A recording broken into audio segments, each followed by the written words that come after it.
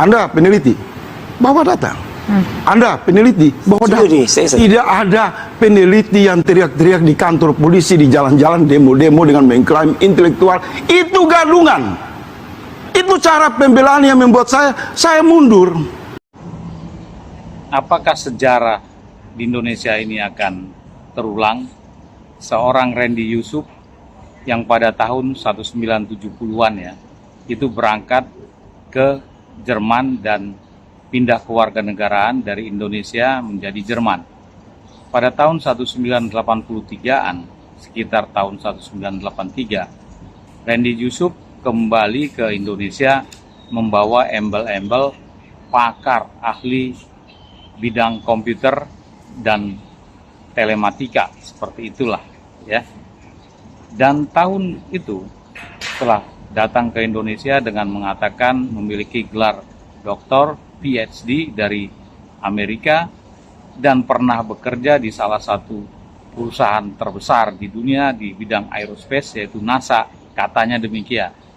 Dan Randy Yusuf dengan berbagai ya buayan-buayan kalimat dan semua yang dia tunjukkan, itu bahkan bukan hanya masyarakat yang mengakui. Beberapa menteri di kabinet era Soeharto dan bahkan pemerintah sendiri itu mengagung-agungkan bahwa Randy Yusuf ini adalah seseorang yang benar-benar datang lahir di Indonesia menjadi ahli di bidang IT komputer. Dia ini menjadi acuan negeri yang sebesar Indonesia untuk bidang IT. Dia mendirikan LPKIA, sebuah lembaga pendidikan yang memakai embel-embel Amerika untuk memperkenalkanlah atau memvalidasi ya namanya, bahwa Randy Yusuf ini adalah memang pakar di bidang IT komputer atau telematika atau apapun itu yang berasal dari Amerika. Nah, lembaga pendidikan ini diminati para orang tua, bahkan berbondong-bondong dan antri.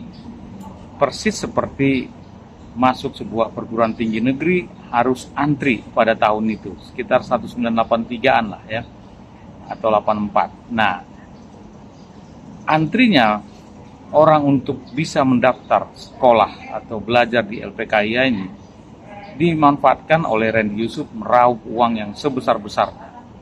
Dan banyak hal dari proyek-proyek komputer dan sebagainya yang dia raup uang.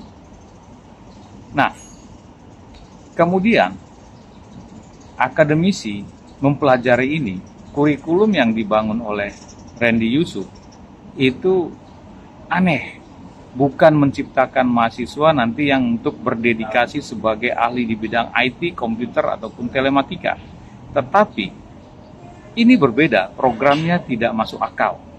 Begitu para akademisi. Dan di beberapa seminar ketika diundang Randy Yusuf hanya bisa mengatakan kata-kata yang sangat sulit untuk dipahami. Hanya kata-kata yang singkatan-singkatan seperti itu, tetapi pada makna bidang IT atau komputer dan telematika, dia seperti mengelak.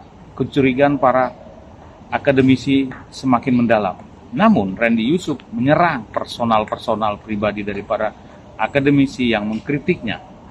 Dia bukan menyampaikan begini nih ahli IT yang benar, bukan, tetapi pribadi orang yang mengkritik itu yang dihajar. Nah, ini tidak seperti seorang pendidik ya, jadi bukan seorang pakar, karena mencari-cari personal pribadi para akademisi yang mengkritik. Di satu sisi, wartawan mulai curiga, wartawan mempercayai apa yang disampaikan para akademisi, namun melakukan penelusuran untuk memastikannya.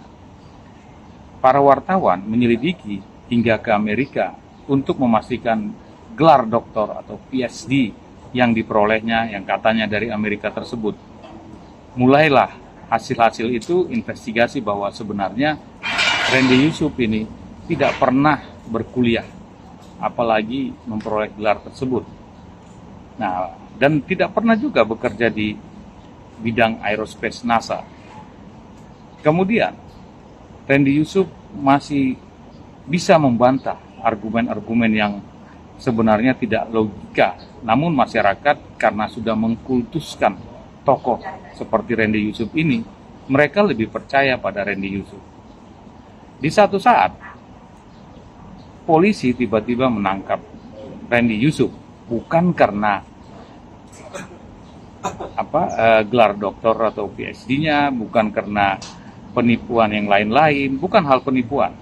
Ditangkap karena ternyata hal sepele, KTP, kartu tanda penduduk. Ternyata Randy Yusuf ini adalah seseorang yang setelah meninggalkan keluarga negara Indonesia dan berangkat ke Jerman, sehingga berkeluarga negara Jerman, tetapi kembali ke Indonesia menggunakan KTP, KTP-nya asli, namun tidak sah. Jadi kalau dalam tanda kutip ya aspal, asli tapi palsu, tidak sah perolehannya. Nah, inilah yang membuat Randy Yusuf kemudian ditangkap dan dideportasi.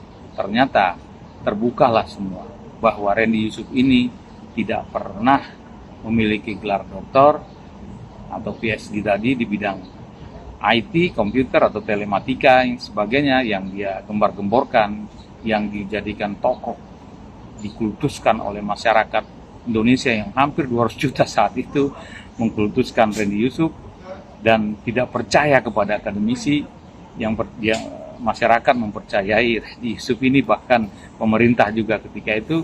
Namun setelah diungkap, Randy Yusuf menyisakan masalah yang gila-gila. Penipuan di negaranya juga banyak dicari-cari.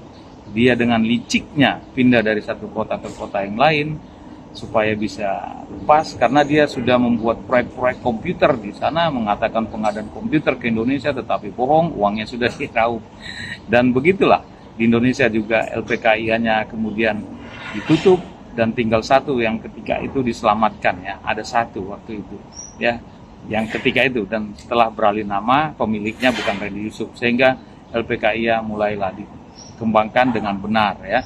Kalau sebelumnya ketika Randy Yusuf kurikulumnya pun ngaco semua dan masyarakat percaya aja dengan kurikulum ngaco karena mengkultuskan tokoh seperti Randy Yusuf ini, padahal seorang penipu ya, mengatakan pakar ahli di bidang IT, komputer, telematika, ternyata pembohong, penipu. Inilah Randy Yusuf. Tetapi, apakah ini sejarah berulang? Kami hanya pertanyaan, bagaimana dengan Mas Roy Suryo? Anda peneliti, bawa data. Anda peneliti, bawa data. Tidak ada peneliti yang teriak-teriak di kantor polisi, di jalan-jalan, demo-demo dengan mengklaim intelektual. Itu gadungan. Itu cara pembelaan yang membuat saya mundur.